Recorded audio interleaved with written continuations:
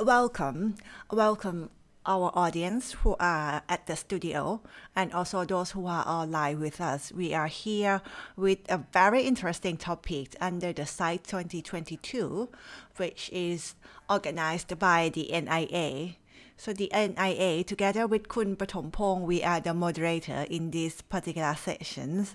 We have invited the representative from 3 regions who have applied the innovations on the socio-economic background. And Kun Ek, can you say hello to our audience? Hi, I am Ek. I'm from Songkhla province. I have been working with the community on the mechanisms of development together with the people.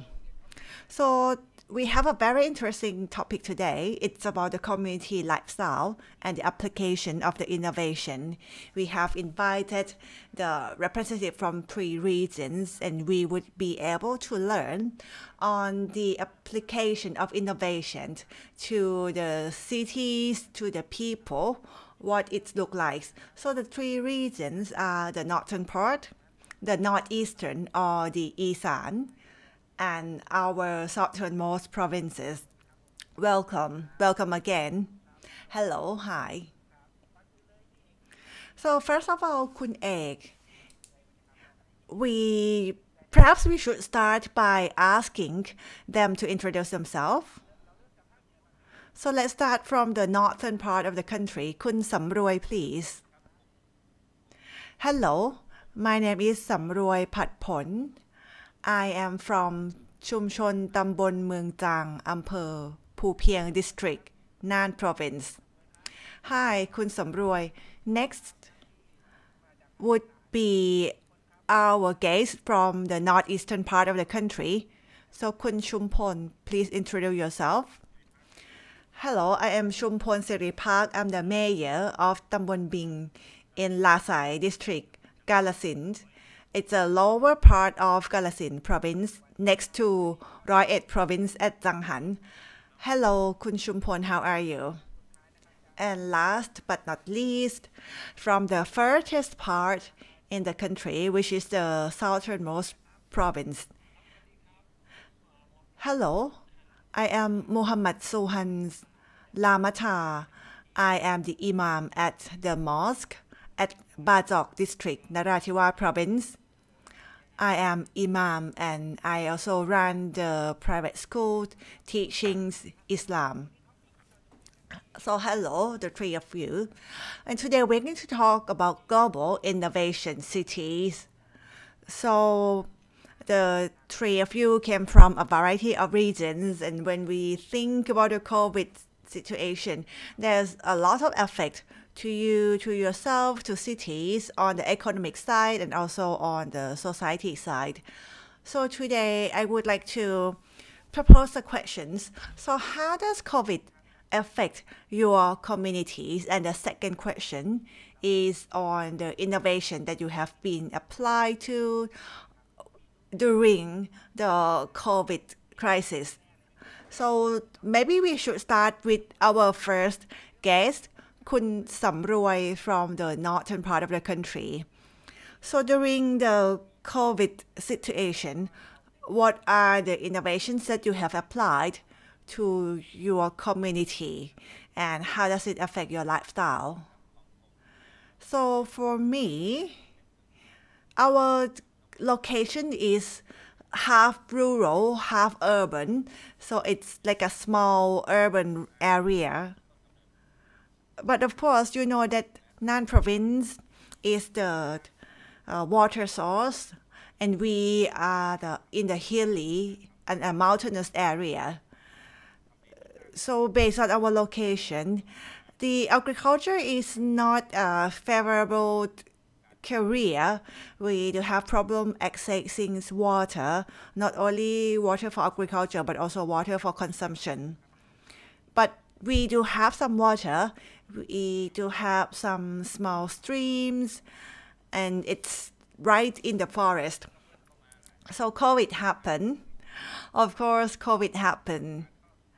And it led to more restriction to resources in the cities, be it food sources or even the commute.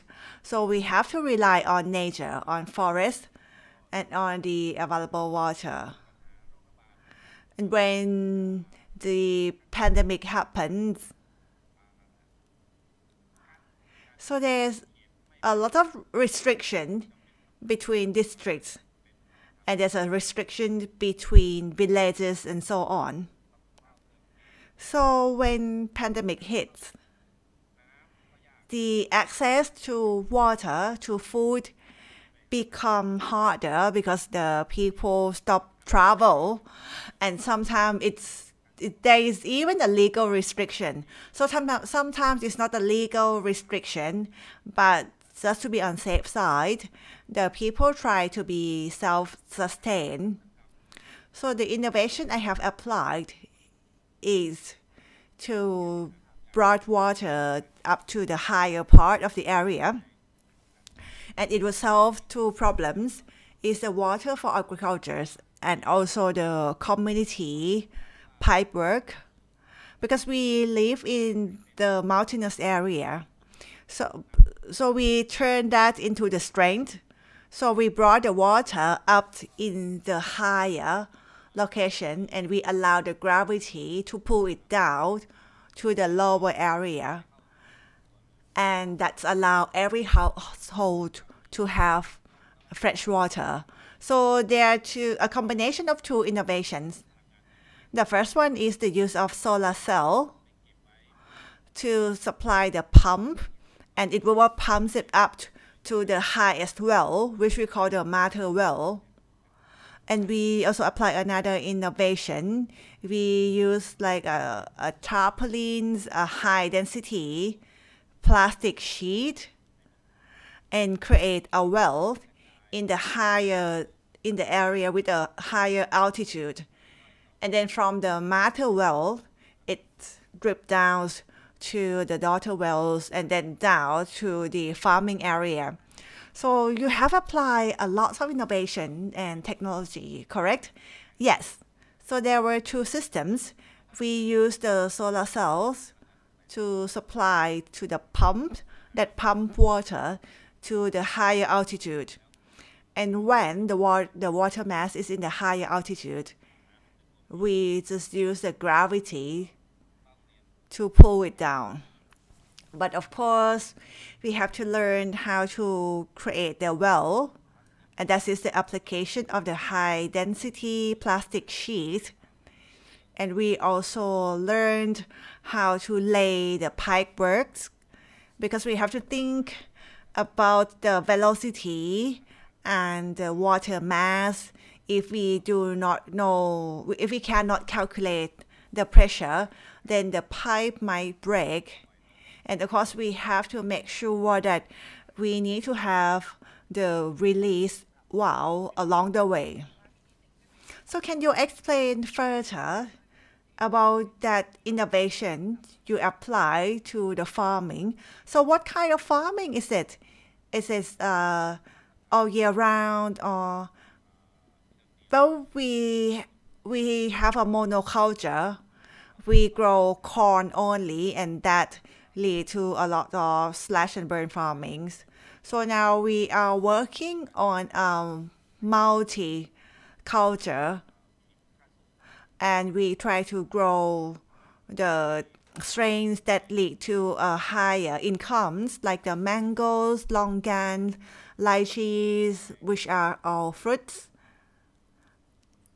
and also some strains of tomatoes and so on. So this is very interesting. So based on what Kun Samroy mentioned, it's based on his understanding of the area. So in order to apply the innovation, if you understand the context of your area and the problems, then that would be the best result. So you turned your weakness into your strength, and the innovation can be very simple, but also very useful. Because previously we thought that if we want water, we just imagine building big weir or dam, which is rather impossible, we would need a huge budget.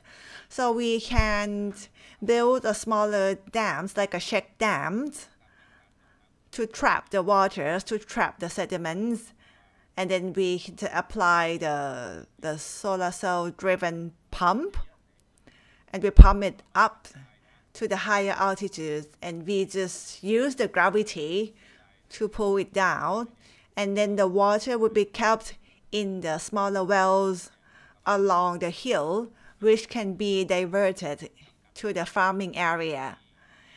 And the people would learn to farm only around the area which have water available, and that could also stop the problem of slash and burn farming.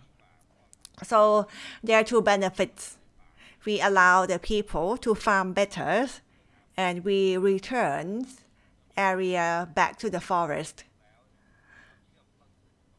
And we also link our wells to the local pipe works, and it's allow all the households to have access to the pipe water. So that would mean you apply your innovations to overcome the limitation of your location. Next, let's move to northeastern part of the country. Hello, Kun Chumpon.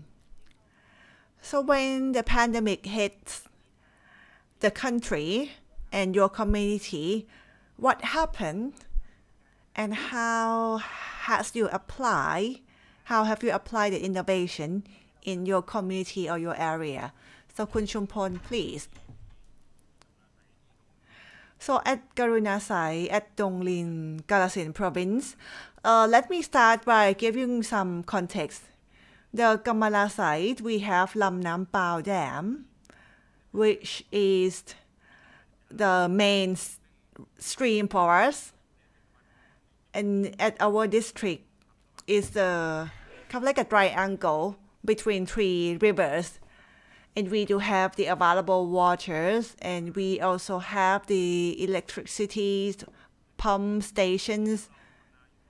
And we do rice farming twice a year, but when there's a flood, we are the flood receiving area as well.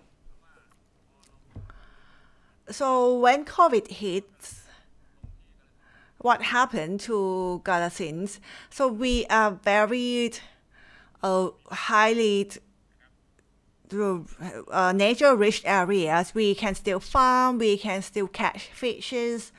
So the people can survive, but of course with COVID hit, that led to reduced income and so on, which is due to the travel restriction. You know, I'm the very first people who set up the field hospitals for local people who came back from Bangkok. And thinking about the innovation, we have applied many innovations. I have been working on this project with the Ministry of Science and Higher Education. So we have applied many innovations. We have the natural dye, we have the organic fertilizers, we grow some mushrooms. And you know, this year, fertilizer is very expensive.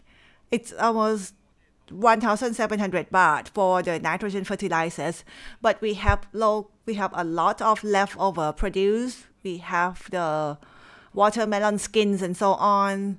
So we turn it into fertilizer. It's not a chemical fertilizer. It's more of a soil enrichment product. And we receive another budget. This is the new budget from the Innovation Center, which is the smart vegetable farming. So the persons who grow the vegetable is here at our community, but the person who water the water is at the other area. So it's like remote farming. This is a very good project. So we end up weren't affected much by the COVID, but of course there are so many things we still have to work on. This year we have received 58 million baht of a budget to take the dredge out of the canals and streams, and then we would have the smart farming. It would be the automated watering systems, and we were trying to link it with the available farms. So thank you very much, Kun Ek. Now we have heard from the northern part and the northeastern part how the innovation play a role in agriculture, but of course we have learned about the limitation. Wow, so technology is something that is not far away at all. It's something that around us. It depends on how we would apply it. Next would be our southernmost provinces. Can you share with us how COVID affects your communities? And second question is, what are the innovations that you have applied into your area? Within your own community or nearby community, can you share with us, please? So hello everyone. Hello the moderators and my fellow guest speakers. I'm very happy to learn about the innovation in other regions, but for the southern regions there might be some difference, because the innovation we have applied that is linked with the Islamic lifestyle. So we try to fix two problems. The first one is, during the normal life, we will meet every Fridays to pray at our mosque. But when COVID happens, the Ministry of Public Health do not allow the public gathering.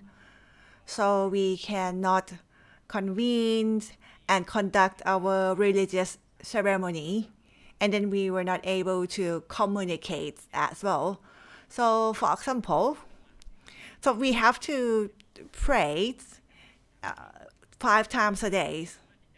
And now when we were not able to meet at the mosque, we would have no idea whether it's already the time for the prayers. And the time for the prayer differ day by day at a minute. So we have developed an application and we ask everyone to download.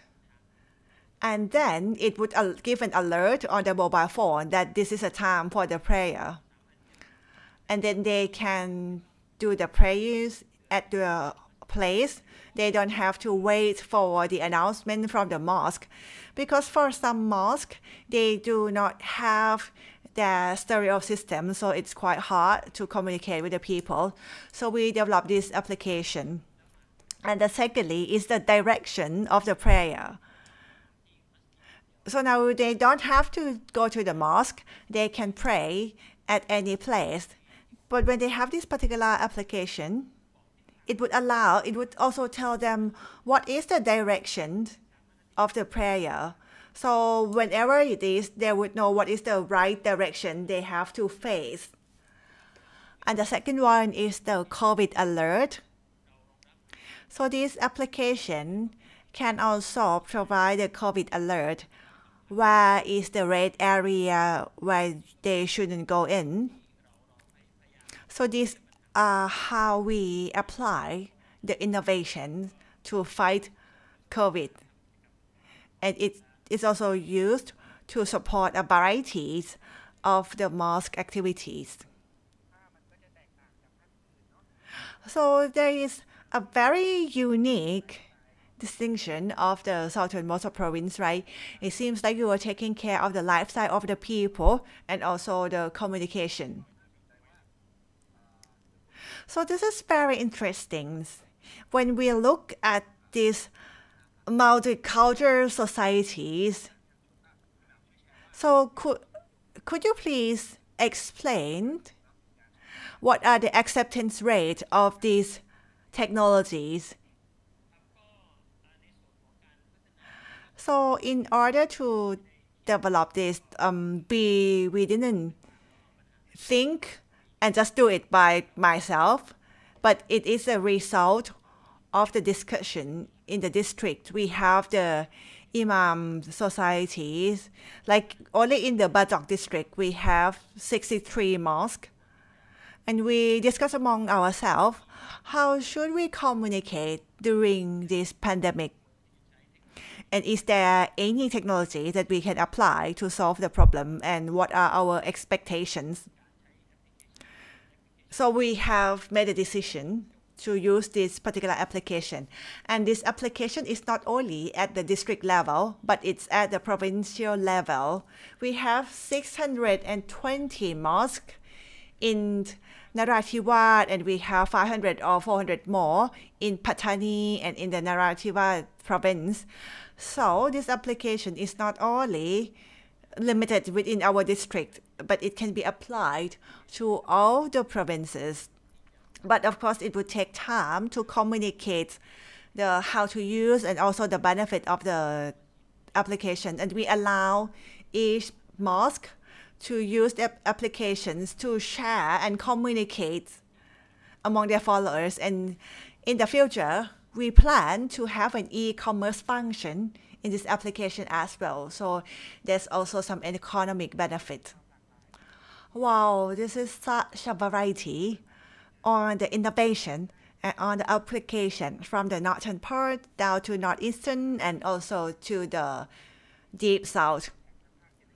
So this is the actual use of innovation, and actual benefit has already happened. So let me ask this question. In the future, what do you see with the innovation and also with the application? Starting from the northern part again.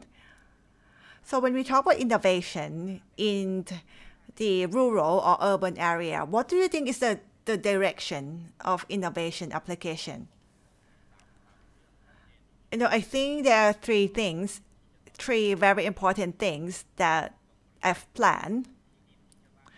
So the first one is in the area that we have already reclaimed.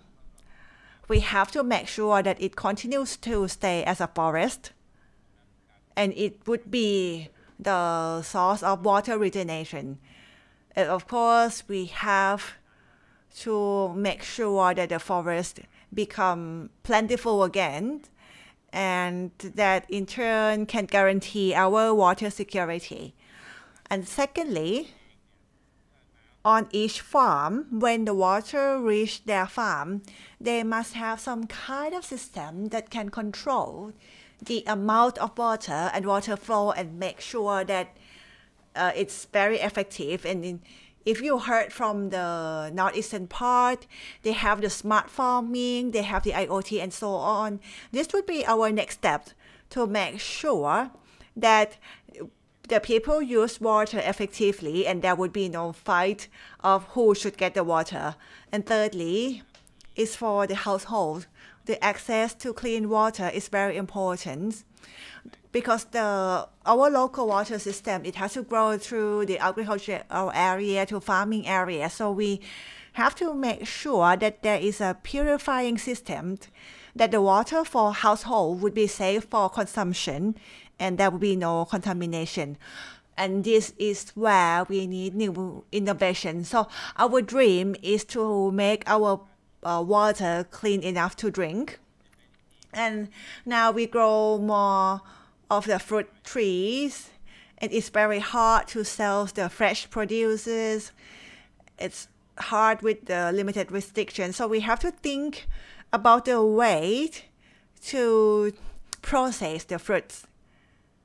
Make it a dry fruits or some other kind of fruits that would last longer and we can sell it later. That we would need innovator support for it. Wow, so that's a very clear picture that innovations would never stop.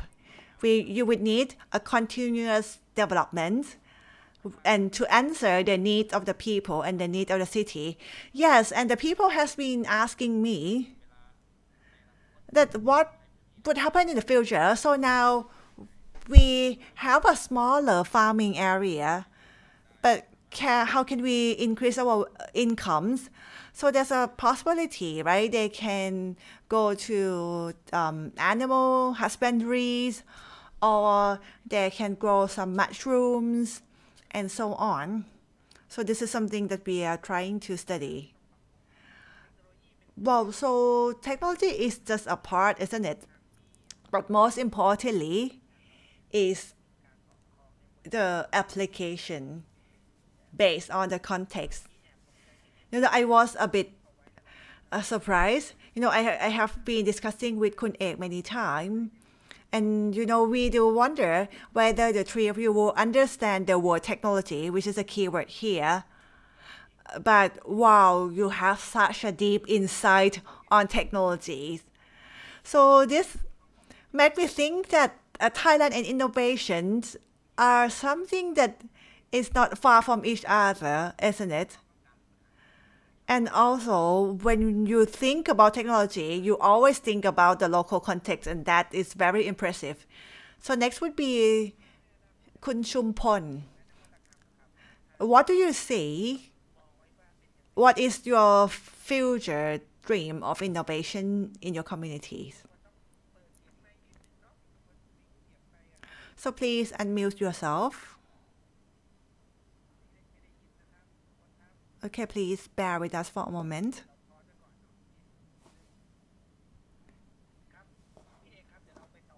So maybe, so we move on to the northeastern part of the country. What would be the direction? So please, Kun Chumpon, can you share with us? What do you see in the future? What would be the connectivities between the cities and the innovation? So, to be frank, I think that innovation has to go hand in hand with the living. Innovation is very important to our current lifestyles, and we would need to involve the innovation more and more. And I see that, in my own area, my own district, we have been trying to bring in new innovation and to showcase some new technologies to the people. 2 years ago, when I ran for the elections, one of my campaign is that we will be innovation-led community. We will apply the solar cells. We will use clean energy to pump the water. And I have received some budget to build 2 water pumping stations. And we would run the pipes, and that would cover about 500 rai of farmland. And the next step would be the automated water switch. Like we would set up the system that water would rise to certain level, like 5 centimeters or 10 centimeters, and when it rises to that certain level, the water would cut off by itself, and then it would go on to feed the next area and so on. Now, previously with the electricity pump station, it's 3 million baht per year. We can collect some fee from the people, but the government enough have to cover for the rest. So our plan is to switch from the petrol run station to the solar cell electricity run station. And nowadays people start to see the very importance of solar cells. So now even when they drill their own well, they also install their own solar cell systems so that they can pump water up and then feed their farm. But of course, we would need the IoT, the automated water control systems, so that we can just turn the pump station on and off by using our mobile phone. Another project that I have just proposed is the 27 million baht smart farming. So we will fly the drones, and when we would brought in some tractor, and this would be run by computer, so we can level the farmland, and the drone will be used to conduct a survey and collect data on the pests and pesticides and fertilizers. These are all very important because you have to think that only just within 20 years we will enter we will go into the aging societies, right? So we need to bring some new blood in, and the technology would be a great support for them. So this is a very important aspect for innovation, correct? We need continuous development. We need the clean energy. BCG, this is a very buzzword in the innovation. You are such a very good role model in applying innovation in the area that you show that continuous development is needed. And when we talk about technologies, it could be deep tech, high tech, or low tech. As long as it can support the people, it would be useful, it would be beneficial to the society and to the economy. Yes.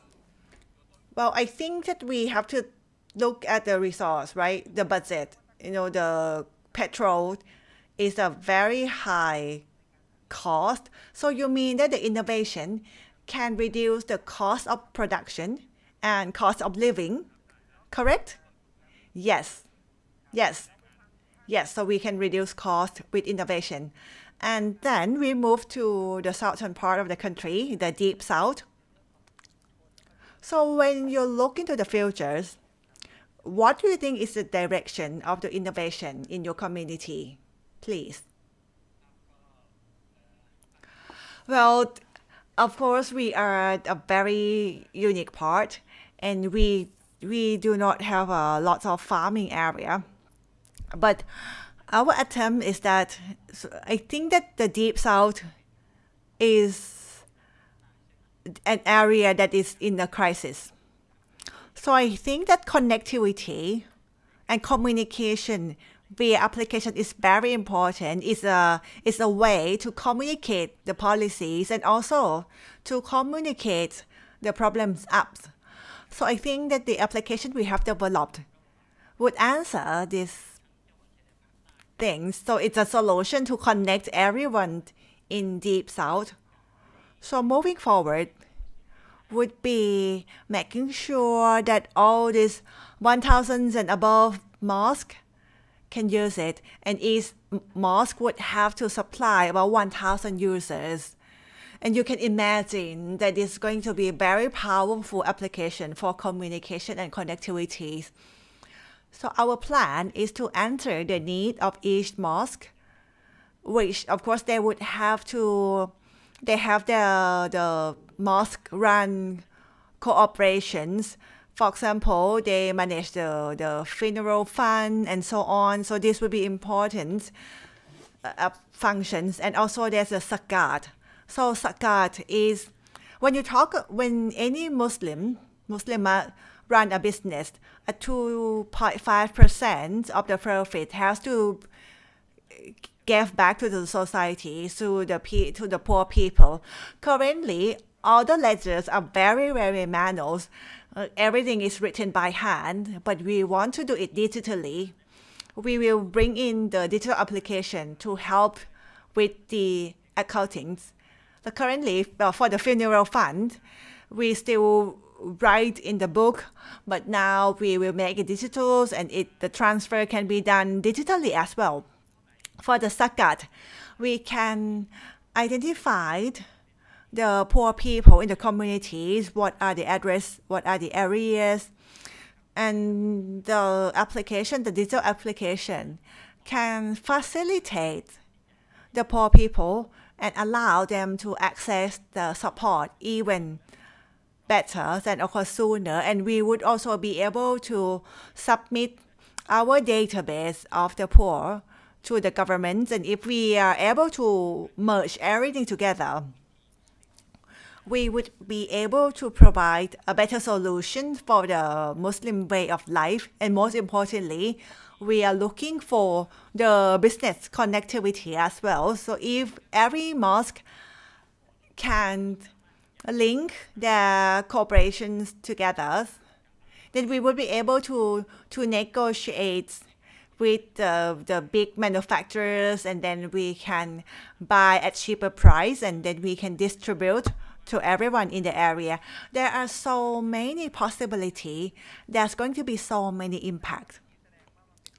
So can we call it a data-driven community, right? So we are supporting the application of data to create a positive effect on the society, on the community, and also on the way of life.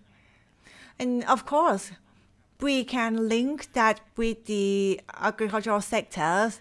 This application can be a platform. Maybe we can work on the farming zonings and so on. It would be a great jump start. Wow, so this is a very good example on the data-driven application. So Kun Ek, maybe we can invite the 3 guest speakers to give their final thoughts on innovation, because many communities, they might think innovation is a very interesting idea, but they don't know yet how to apply it to the community. So now let's reverse the orders. We start from the south and then we go up to the north. So please, I think the community has to stop that innovation is something far-fetched. Actually, innovation is something close at hand. It's in your mobile phone, right? Mobile phone is a very important device to link everything together. So, after I have heard from the northern and the northeastern speakers, we can see that everything can be linked to the mobile phone. The application of IoT, or even as in the deep south, where there's a lot of problems, we can also apply the technology as a solution. So please don't think of innovation as something that is far away, that something is so remote. But you just think about your problems and try to find a solution. You can ask for advice from NIA. You can go to NIA and tell them that this is your problems. How can NIA support with the technology, with the innovation? But most importantly, the community have to identify your own problems first. This is most important. You have to identify the problems, and then NIA can help you with the solution. Thank you very much. This is a very clear idea. So for any community who want to apply innovation, they can follow your advice. And next, we move to the northeastern part of the country. So if there are some communities who want to apply innovation, but they're still a bit nervous, do you have any instruction? So when we talk about innovation, of course, many of the people that don't really understand what is innovation. So just put it simple. Innovation is something new. It's something you have never seen before. However,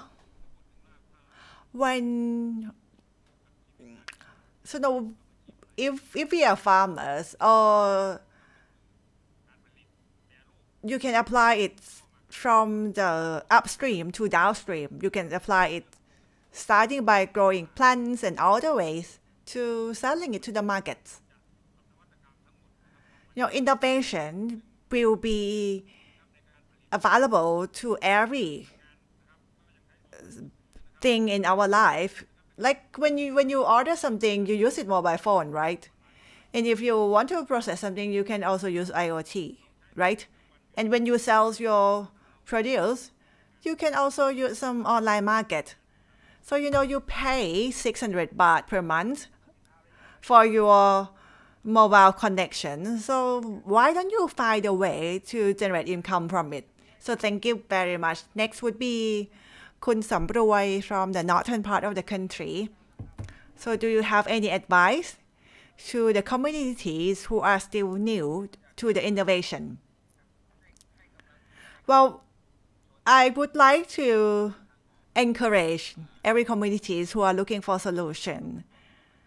But of course, in the future, there are going to be more problems, new problems. The same problems as the Northeastern speakers mentioned, the workers. We would have less and less available workers, and of course, and also the cost of workers also rise. And the next would be, the power. The petrols is expensive, electricity is expensive, and fossil fuel is not environmental friendly. And next problem, pandemic. A pest. There's also the pest and also the plant diseases. We don't know how it's spread from one farm to one farm, right? But if we have technology that could be helpful, it can reduce the amount of manpower needed. It allows us to forecast. It also allows us to plan. And it can reduce the inequalities. So when you think about the water system, if we just follow the old available waterway, some would get more water and some would not get enough. But when we apply the digital system, if we have the automated pipe work that we can control, then that would lead to equity that would make sure that everyone has access to what they need. And there's also a lot of the public benefits. It allows us to see the big picture of the resource management, and that could lead to resource sharing. It allows the people to realize that they need to save the resource for everyone. And I would like to give a moral support. We have the NIA, and they are a great support. So you should reach them. Because otherwise you would just be stuck with the same old solution, with the same old problems. And you just have no solutions. Please don't be afraid of knowledge. The knowledge can be shared. And the best innovation would be the one that is inexpensive and can be copied, can be expanded, and can solve the very basic problems. So if you see any new knowledge or any new technology that can solve your basic problems, do not be afraid of them. Just play with it, deal with it, and you will be able to manage it. Thank you very much for the advices from the guest speakers from all the 3 regions who has been sharing with us the application of innovation in the communities and what are the impact on their societies, on their economies, and so on. We are probably at the end of the COVID-19 crisis, and we don't know whatever would come next. But when we talk about innovation, the high innovation, low innovation, it can also help solving the problem. I think this is a very good sign of the global innovation cities. So thank you very much for sharing your thoughts and give us a clearer ideas on the application and on the future prospect of innovation. Thank you very much for being here with us at the site 2022. Hopefully, we would meet again and we can share face to face. So let me end by giving a thanks to all of 3 of speakers and also Kun Ek. Thank you very much. Thank you. See you again soon. Bye-bye.